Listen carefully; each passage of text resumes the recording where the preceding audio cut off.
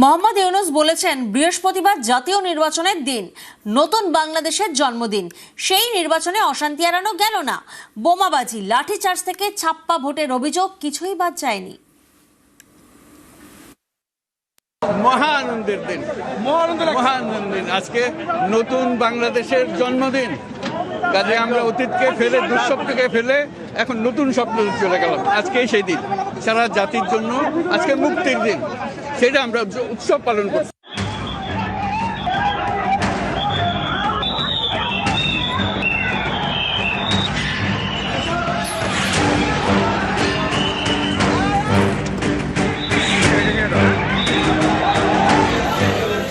আমি আসছি ভোট দিতে, এখন বলছে যে আপনার ভোট তো হয়ে গেছে।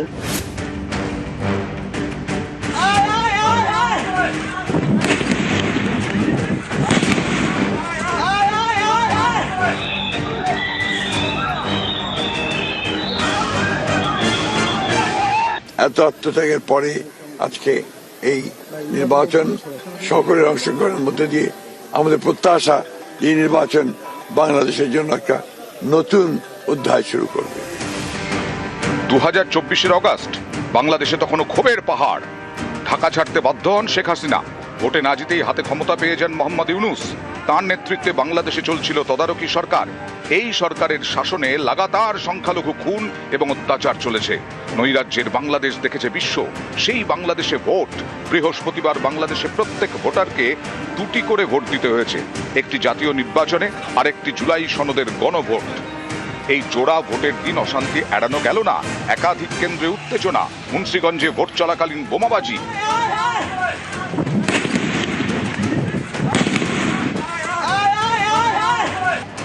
বাংলাদেশের রাজধানী ঢাকা, সেখানকার একটি ভোট কেন্দ্রে ছাপ্পার অভিযোগে ধস্তাধস্তি, তুলকালাম।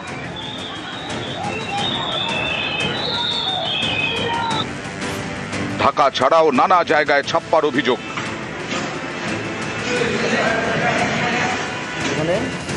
হঠাৎ অতর্কিত আক্রমণ করে শেষের প্রার্থীর লোকেরা জাল ভোট দিয়েছে, কিন্তু ভোট দিতে মাইদেই আমার ভোট আরেকজনের দিয়ে লাইছে।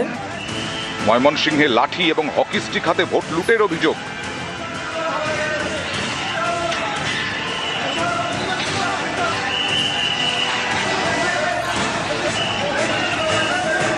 আমি আসছি ভোট দিতে, এখন বলছে যে আপনার ভোট তো হয়ে গেছে। আমি ভোট দিতে পারি নাই, আমার ভোট ওনারা কে দিছে জানি না, তো আমাকে এখান থেকে বের করে দেওয়া হচ্ছে। আমি ভোট দিতে কিন্তু পারি নাই, এখনো বললাম আমি যে কেন্দ্রের সামনে আছি। নোয়াখালীতে আরেক ছবি, একসঙ্গে ভোট দিলেন অনেকে। অনেকেই মনে করেন হাসিনা সরকারকে ক্ষমতাচ্যুত করতে একসঙ্গে পথে নেমেছিল বিএনপি এবং জামায়াতে ইসলামী।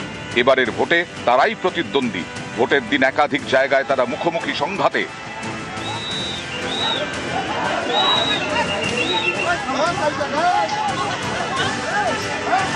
ভোটেও অশান্তি, ভোট গণনাতে উত্তেজনা।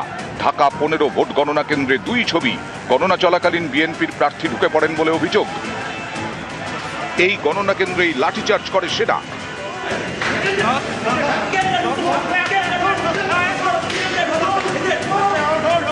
গত প্রায় 4 দশক ধরে বাংলাদেশে ভোট মানেই মুখোমুখি লড়াইয়ে দেখা গেছে আওয়ামী লীগের শেখ হাসিনা এবং বিএনপির খালেদা জিয়াকে। এবারের ভোটে দুজনের কেউই নেই। হাসিনা দেশ ছাড়া, আর খালেদা সম্প্রতি মারা গেছেন। বাংলাদেশের রাজনীতি নয়া মোড় নিয়েছে। এবারের ভোটে বিএনপির প্রধান প্রতিপক্ষ জামাত, 2 দলেরই লক্ষ্য আওয়ামী লীগের ভোট নিজেদের দিকে টানা। তাহলেই নাকি কেল্লা ফতে। নিউজ 18 বাংলা।